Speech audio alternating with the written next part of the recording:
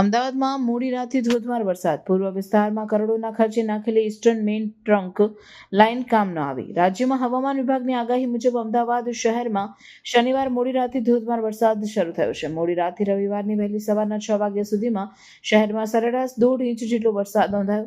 શહેરના જોધપુર, સેટેલાઇટ, શિવરંજની, વસ્ત્રાપુર, નિકોલ, રામોલ, ગોમતીપુર, રખિયાલ, મણિનગર, લાલ દરવાજા, ગીતા મંદિર, વાડજ, ઇન્કમટેક્સ, ઉસ્માનપુરા સહિતના વિસ્તારોમાં 2 ઇંચ જેટલો વરસાદ વરસ્યો.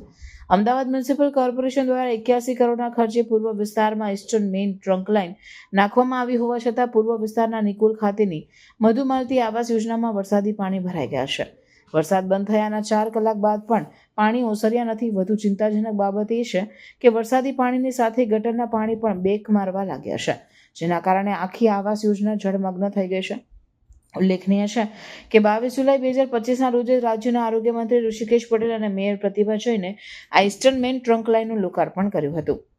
ઈસ્ટર્ન મેઇન ટ્રંક લાઇનના લોકાર્પણ સમયે મંત્રી ઋષિકેશ પટેલ અને મેયર દ્વારા દાવા કરવામાં આવ્યા હતા કે આ નવી લાઇન નાખ્યા બાદ નિકોલ, રામોલ, ઓઢવ સહિતના વિસ્તારોમાં વરસાદી પાણી ભરાવાની સમસ્યા રહેશે નહીં. જોકે નિકોલ વિસ્તારમાં પડેલા માત્ર 2 ઇંચ જેટલા વરસાદમાં જ આ દાવાઓ પુખડ સાબિત થયા છે. પાણીના નિકાલની ધીમી ગતિ અને ગટરના પાણી બેક મારવાથી નાગરિકોને ભારે હાલાકીનો સામનો કરવો પડી રહ્યો છે.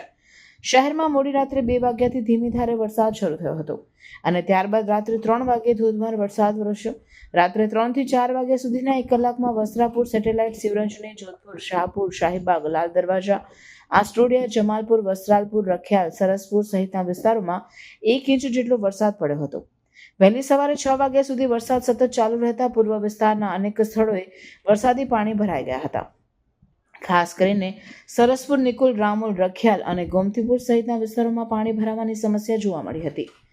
સરસપુરમાં સામાન્ય વરસાદમાં પણ પાણી ભરાવાના કારણે વાહન ચાલકો અને સ્થાનિકો મુશ્કેલીમાં મુકાયા છે, જેના કારણે સ્થાનિકોમાં ભારે રોષ જોવા મળ્યો છે. એક સ્થાનિકે જણાવ્યું કે અહીંયા દર વખતે સામાન્ય વરસાદમાં પણ પાણી ભરાય છે. રોજ 10,000થી વધુ લોકો આ રસ્તાથી અવરજવર કરે છે, છતાં તંત્ર દ્વારા કોઈ કામગીરી કરવામાં આવી નથી.